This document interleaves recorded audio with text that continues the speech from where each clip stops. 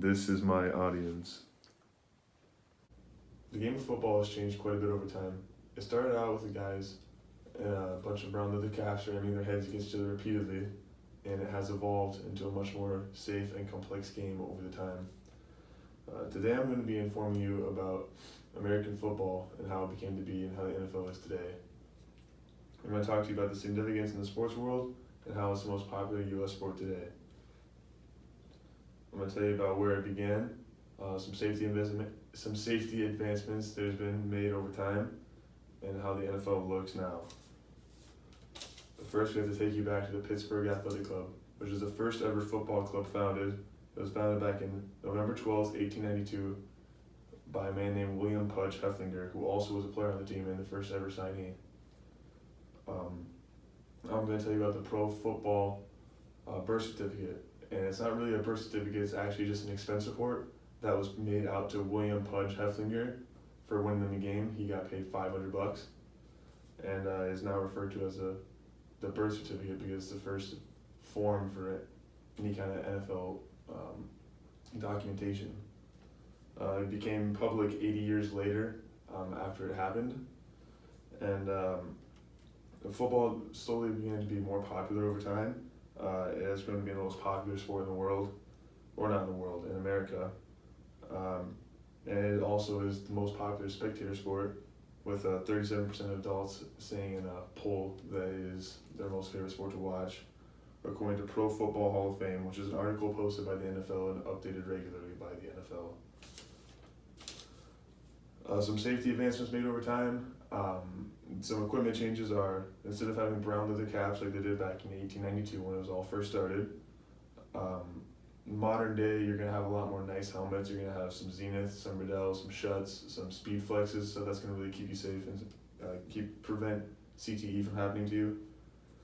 Shoulder pads were introduced in 1910. Before that, they just had matching shirts and matching pants.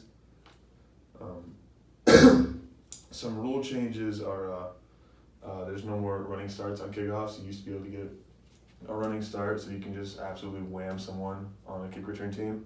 But of course, that's going to cause a lot of injuries. So now you just start out of a standing position. There's stricter roughing the passing rules. And roughing the passer, all that means is you can't sack the QB after he's thrown the ball. That was originally put in 1995, and it's gotten stricter over time to keep QBs safe and prevent them from injuries, since QBs are now the faces for most franchises. Some important penalties that they added is something called targeting, and targeting just means you can't have any head-to-head contact with another person, like head-on-head collisions on purpose. If that happens, you are ejected from the game, and the other team is rewarded with a 15-yard penalty. That was in 2017.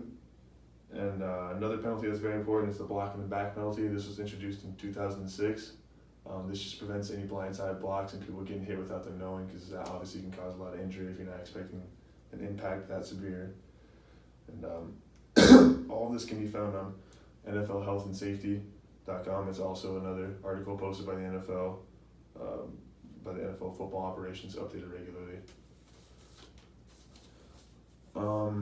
And I'm going to talk to you about how the game is today. There's college football, and that was founded in 1869. And the very first ever football game was Rutgers versus Princeton on November 6th, 1869. College football is very important because it is the lifeline for the NFL. There's the NFL draft, where they draft all college players to be put in the NFL.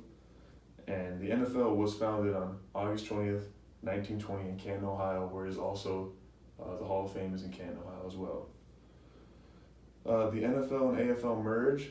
Their merger was June 8th, 1966. And the Super Bowl has frequently been the most watched U.S. television program for as long as it's been around. Some players that have changed the game over time. A man named Joe Namath. He received a $400,000 contract that caused an AFL and NFL merger because the markets were just going to get put together. A man named Deacon Jones, who was a DN, he invented the term sack, and now it's like a very kept track of stats. There was no term for tackling the QB, but he invented it. Jim Brown, who's a very, very talented running back, he was so good that he got a team named after him, the Cleveland Browns. And all these facts are accurate as of what's that called? Raycon Sports, as of June 13th, 2016. So basically I've told you about where it all began, some safety advancements in current day games, and the football that has a lot of significance on people's lives.